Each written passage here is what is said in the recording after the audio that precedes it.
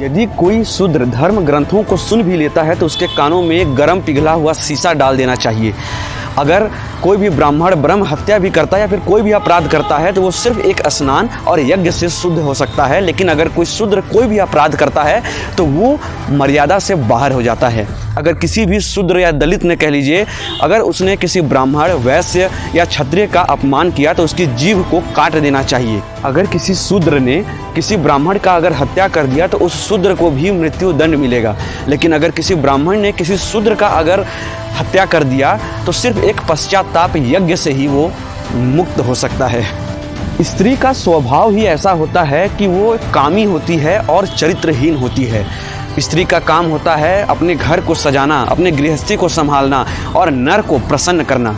किसी भी स्त्री को शिक्षा नहीं देनी चाहिए, क्योंकि उनका जो मस्तिष्क होता है वो एक सीमित दायरे में होता है और वो वेदों को समझने की सक्षम नहीं होती हैं, इसलिए उनको शिक्षा का अधिकार तो बिल्कुल भी नहीं देना चाहिए। आपने कहीं ना कहीं ये एक फ्रेज ज़रूर सुना होगा किसी लड़ाई में कि साली ये तो औरत की जात है, या फिर आपने ये भी सुना होगा कि अगर लड़का होगा तभी वंश आगे बढ़ेगा, और अगर लड़की को अगर हम बाहर भेजते हैं पढ़ाई के लिए तो वो समाज को बिगाड़ देगी, पढ़ेगी नहीं।